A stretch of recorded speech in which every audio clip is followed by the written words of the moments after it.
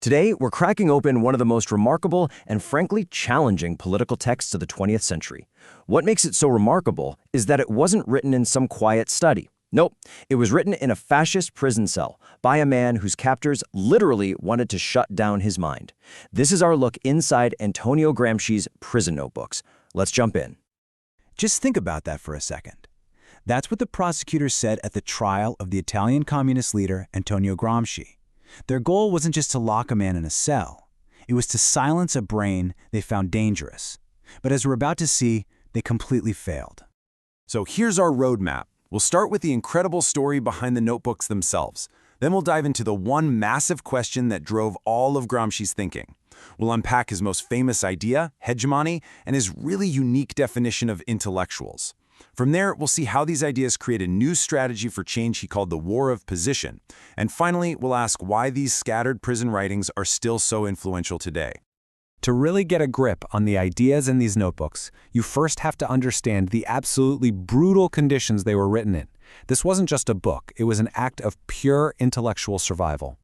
Now, the first thing to know is that the Prison Notebooks isn't a single finished book. Not at all. Gramsci never meant for it to be published like this. It's actually a collection of thousands of notes, messy drafts, and deep thoughts that he scribbled down, often using a kind of secret code to get them past the prison censor. For example, he couldn't write Marxism, so he wrote the philosophy of praxis. He couldn't mention Lenin, so he'd refer to Illich. And the sheer amount of work he produced is just mind-boggling. While battling severe illness and the crushing loneliness of a political prison, Gramsci filled 33 notebooks. That's over 3,000 pages of incredibly dense analysis.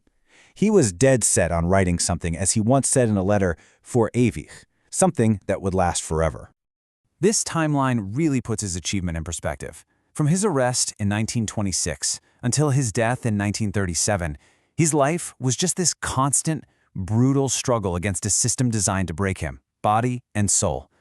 The notebooks were written right in the middle of it all, this decade-long nightmare where his only real weapon was his own mind.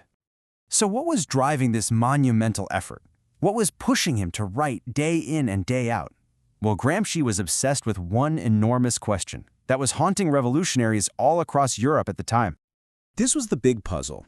The Russian Revolution in 1917 was supposed to be the first domino to fall.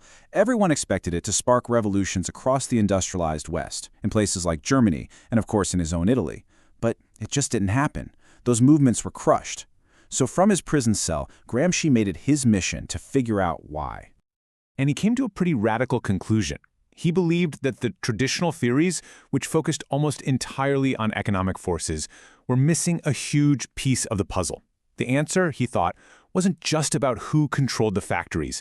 It was about how power itself works differently in a modern Western society compared to a place like Tsarist Russia. And this right here leads us to his most famous, most influential, and honestly most misunderstood idea. It's a whole new way of looking at power, one that goes way beyond just soldiers and police.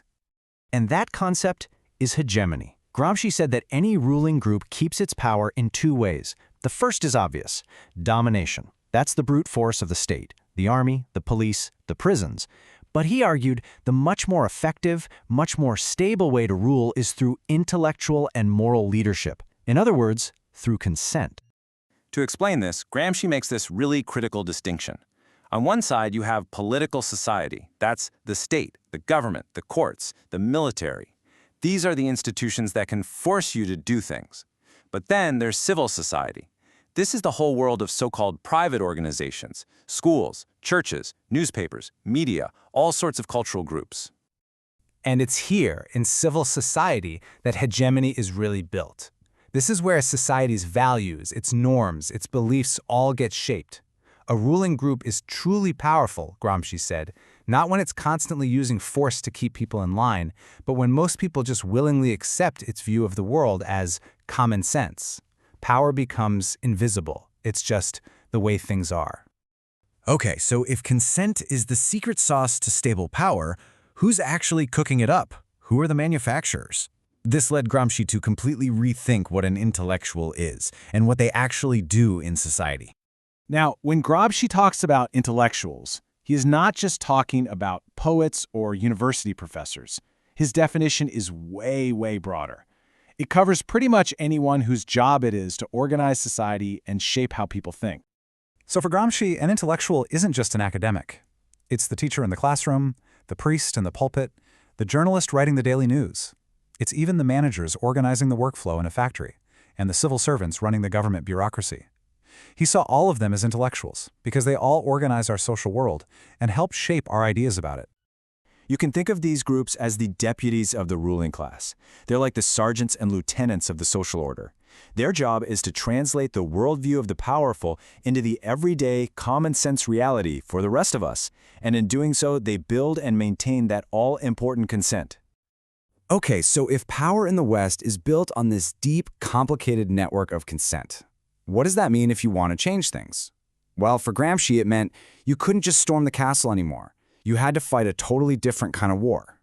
He makes this distinction between a war of maneuver, which is like a direct frontal assault on the government, the model he saw in the Russian Revolution, and a war of position. And this is a slow, grinding, long-term struggle. It's fought in the trenches of civil society, in the schools, in the media, in the culture.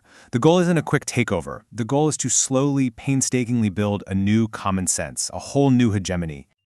And this brings us right back to his big question, which he explained with this amazing metaphor. In a place like Tsarist Russia, he said, the state was everything. Civil society was weak, primordial, and gelatinous. So once you took over the state, you'd pretty much won. But in the West, the state was just the outer ditch of a castle. Behind it stood the real defenses, a powerful system of fortresses and earthworks. Those fortresses are the strong institutions of civil society. And to win there, you can't just jump the ditch. You have to lay siege to every single one of those fortresses. So why are we still talking about these fragmented, coded notes written in a prison cell almost a century ago? What is it about them that lasts? I think Gramsci's greatest contribution is that he gave us a much more sophisticated toolkit for talking about power. He shifted our focus from the obvious places like parliaments and armies to the less obvious ones like the classroom, the newsroom, and the pop culture we consume. He showed us that the most powerful kind of power is the kind we don't even see. So let's just do a quick recap of the big ideas. Number 1, power isn't just about force, it's also about consent. He called this hegemony. 2, this consent gets built in civil society through culture, schools, and media. 3, intellectuals, in his very broad definition, are the key workers who organize this consent. And 4, if you want to create change in a complex modern society, it requires a long, patient war of position to build a whole new consensus. The fascists wanted to stop Gramsci's brain, but they couldn't. And his ideas leave us with a final challenge. He gave us a lens to see the invisible structures of power in his world. The question his work leaves for us today is this: if we use that same lens now, where do we see those fortresses and earthworks of consent being built and defended all around us?